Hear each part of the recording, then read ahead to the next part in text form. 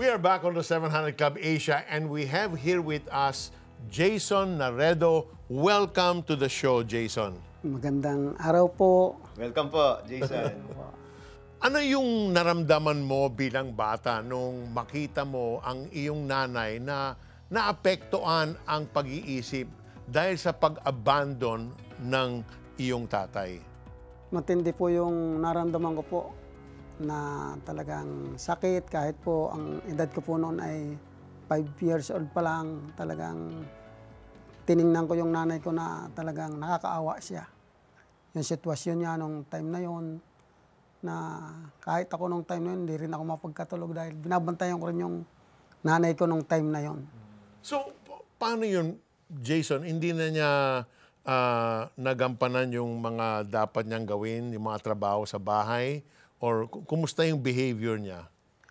Meron pong time na gumagaling siya, pero pag naiisip po niya, ay bumabalik. Gets affected talaga. Bumabalik hanggang sa nagpayat ng payat na payat yung nanay ko, na yung tulala, na kung anong inang-isip, nagsasalita, umiiyak, tumatawa. Yun yung sitwasyon, yung kalagayan ng nanay ko noong time na yun na kahit ako talagang naapektuhan po ng grabe sa pangyayari. Kahit po ako'y bata pa lang noong time na yon. To think, maliliit pa yung mga anak. Yes. Parang wala rin naman silang kaalam-alam paanong aalagaan din yung nanay nila na correct. nakakaranas ng ganyang matinding pagsubok sa buhay. Gaya niyang siguro kagutuman din. Wala nagtatrabaho. Imagine mo yung sitwasyon nilang maliliit sa kanila. No? Kaya, Jason, bakit pag nanakaw yung naisipan mong gawin upang mabuhay, samantalang pwede ka rin namang maghanap siguro ng pagkakakitaan na hindi naman masama? Yung time na yun ay bata po ako and walang tatanggap na trabaho sa akin nung time na yun. Ang naisipan ko para mabuhay, magnakaw ng kanin. Yun, doon ako nagsimula, magnakaw ko ng kanin. Yung kasama na yung ulam. Minsan dala yung kardero, babalik ko na lang. Yun yung kakainin ko sa niyugan, sa sagingan. Yun ang sabi nung ako po ay time na yun na medyo nabusog na. Sabi ko, maganda ito, mabubuhay ako nito. Yun, nagtuloy-tuloy na po yun. Oh, okay. Baga, madaling paraan kumuha sa kapitbahay. Tama.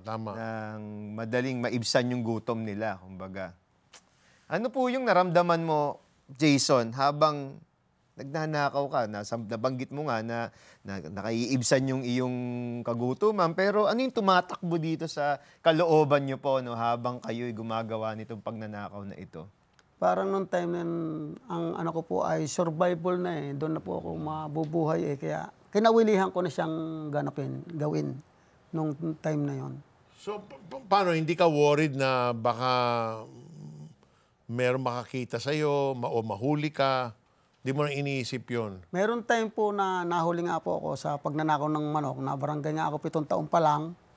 Pero siyempre po, wala po akong alam na gawin, kundi magnakaw. Kaya doon po yung aking kinabuhay. Okay. So, bakit mo naisip na humingi ka ng tulong sa mga kamag-anak mo sa Maynila? Bakit wala bang tutulong sa inyo sa probinsya nyo? Yung pong sa probinsya po, meron naman pong tumutulong. Kaya lang po yung dalawa ko na pong kapatid na mas bata sa akin ang tinutulungan. Okay. Ako po, yung kapatid ko naman po na panganay sa akin, yung po, nag-ano po kami sa Manila, sa Pelcoa. Oo. Parang nag-separate kayo, no? Sila naman dun sa probinsya, ibang kapatid mo, tinutulungan nila. So, Jason, paano ka nila tinanggihan at ano yung naramdaman mo? Nung time na kasi po, nung time po noon sa Pelcoa, yung pong pinuntahan din po namin, mahirap din po. Yung maliit yung bahay, walang kami tutuluyan.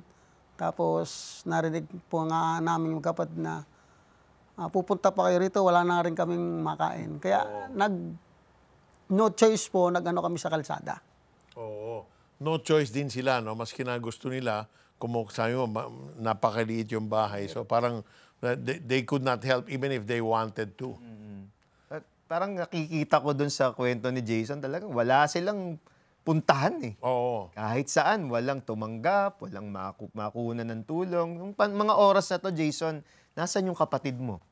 Yung kapatid ko pong kasama nyo, naghiwalay na kami. Nung hiwalay kami, Meron siyang ginagawang iba, may ginagawa naman po akong iba. Oh, ibang gimmick niya, iba yung gimmick mo. Kumbaga, parang natural na lang na nagkanya-kanya na muna. Nagkanya kami sa Pilcoa. Oh, Malanda sa akin kasi siya ng 2 taon. Nung time na yun, kasi 83 po yun, ako po ay 10 years old, siya 12. Okay.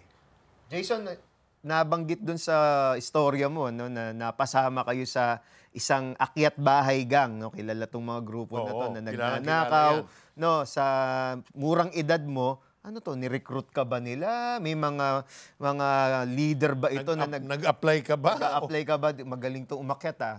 Testingin nga natin. May ganyan bang mga pagsubok dyan? Nakilala ko po itong mga ito, doon po sa kalsada. Okay. Sa kalsada, at yun nga po, nagyayaan sa ganyan, yung ganyan, hindi pa naman po ako familiar doon sa ginagawa nila dito sa Pilcoa. Sila po yung nagyaya sa akin. Na ganito yung gawin natin. Umuo ka na lang. Umuo na lang po ako. At paano ba? Ano bang sistema? Yung araw-araw ba? Meron kayong pinapasukan na bahay? Or twice a week? Ano bang sistema ng akyat bahay gang? Pag naubos na po yung aming panggastos, Ayun. So, ibig sabihin, Jason, sa ginawa nyong ito na may mga kasama na kayong kumukuha nga ng gamit sa ibang bahay, naging sapat ba sa inyo ng magkapatid? O ikaw na lang ito? Paano? Ako na lang po ito. Ikaw na lang. Naging sapat ba para matustusan yung mga pangangailangan mo sa araw-araw? naging sapat naman po sa iba-ibang gimmick na pagnanakaw, panloloko, naging sapat naman yung time na yun. Ano to? Paano ba ang hatian dito? Parang may sweldo ka ba rito? Pag eto nakuha, TV set. Pag nabenta to, 10% sa'yo, Jason. O paano bang sistema nyo Meron dyan? kami leader noon na ang pangalan niya ay si Tale. Bago yung isang kasama ko doon, tatandaan ko na lang dalawa, Jerry yung isa. Yun ang nagpaparte sa amin. Ito iyo. May sistema rin sila. Oo. No? Okay. Basta wala nang question. Kung ano yung parte mo, payag ka na lang, ganon. Okay. So, nung pinaghahanap ka na ng authorities, dahil siguro, ang dami nyo nang ginawang mga krimen, so, umuwi ka sa probinsya para magtago, no? Hindi ba dumating sa isip mo o sa puso mo na, sige, nandito na ako, pwede na ako magbabago na ako? Hindi ko po naisipan yung magbago noong time na yun eh. Kasi parang yung po yung madali na gawin para sa akin. Okay. Maski na alam mo na hot na yung sitwasyon, di ba? Nahabol na sila. Oo. Baga. Panibagong gimmick na naman po sa probinsya kasi nagbinta na po ako ng marijuana noon eh. Oh, okay. Panipang. So,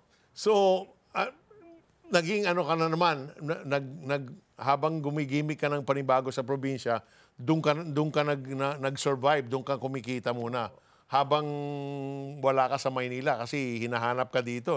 Kumbaga, Peter, palalim na ng palalim. Oo. Yung involvement ni Jason sa kasalanan dahil nga wala na siyang ibang natutunan naman habang lumalaki. Yeah. Ito na yung pinakamabilis at syempre, sa influence na nakuha niya, paggrabe na rin ang paggrabe ang naiisip nila. Yung natutunan mo sa Maynila, hindi mo in-apply yun sa probinsya, yung akyat ba? Na-apply din po. Okay. So, panibagong panibagong chapter. Jason, mainit na yung pangalan mo. Si Jason, mainit na sa Maynila. Bumalik ka ng probinsya. Yung dating Jason na ginugulpe, na ngayon marami nang natutunan sa Maynila, ano na ang nangyari sa'yo pagbalik mo ng probinsya? Nung balik ko ng probinsya, talagang naging maging kampante na ako na kaya ko. Kaya ko na. Dahil sa mga natutunan ko sa Maynila, parang ang lakas-lakas na ng loob ko. Naisipan niyo po bang gumanti rin? Babalikan ko kayo. May ganun po ba kayong pananaw nung mga oras na to? Meron po. Yun nga po ang mga nangyari. Talagang. So, sabi mo kanina, Jason, na in-apply mo yung natutunan mo dito sa Manila, dun sa probinsya. So, ikaw na ngayon ang naging boss ng grupo. Ikaw ang gumawa ng panibagong grupo ngayon sa probinsya? Hindi naman po ako yung pinakang boss, pero isa po ako sa may bosses. Okay. So, pero hindi nila alam yung style dito sa Maynila. Ikaw ang nag-train sa kanila. Yung iba po ay sa akin po natuto. Oh, okay. So, at ano, hindi kayo naging mainit sa probinsya na hinahabol din kayo ng mga pulis? Dito na nga po ako sa probinsya naging wanted na Oh, okay. Okay. Okay, at asay mo kanina yung ano, no? Yung natuto ka rin magmariwana, no? So, ano, dumating ka sa punto na nag-desire ka pa ng mas malakas na drugs o hanggang sa marijuana lang? hanggang sa marijuana lang po yung aking ano, sa droga, yung sa shabu at saka sa gamot. Nakita ko sa kapatid ko, sabi ko hindi ko titingnan yan. Oh, okay. Nakita mo yung epekto sa kanyang buhay. Okay. So, you see, look in spite of his wayward ways, meron pa siyang common sense o konsensya na ito, okay ito nakakasama sa katawan, no? From the very beginning, Peter, nabanggit naman ni Jason, nagsimula lang naman siya sa kanin eh. Yeah. Pagkakain niya nga, binabalik niya pa yung kaldero. pero dahil nga sa kakulangan ng gabay sa buhay, gusto lang naman niya mag-survive eh. Yeah. Pero yung paraan niya para mag-survive, masama. Yeah. At nagdi-disciple nga siya, no? Tinuruan niya pa, no? Tinuruan niya, ganitong teknika para mga bagong paraan para makalamang. Pero yun nga, nakita mo yung kalaliman ng problema. Pagka nakita ng kaawayan, sasakyan niya na tayo naman ay talagang nalulung na rin sa problema, mahirap kumawala. It's a trap. Sin is a trap that leads you to death. Right, that's so true. Lalo na pag walang gabay, no? Yes. Walang direksyon. Before we say goodbye, Jason, we want to pray for you. Okay? Heavenly Father, in the name of Jesus, we thank you for the life of Jason, that though he went so deep sa kasalanan, Lord, ikaw is the God who lifted him up from the miry clay. And so, Lord, today, Lord, you continue to establish him. And so we speak blessing on his life, on his family. You are the God that sustains and carries him every single day. Lord, thank you for Jason's life. Thank you that you are the God who transforms and changes all of us. You change the hearts of men. We give you praise, glory, and honor in Jesus' name. Amen. Amen. Amen.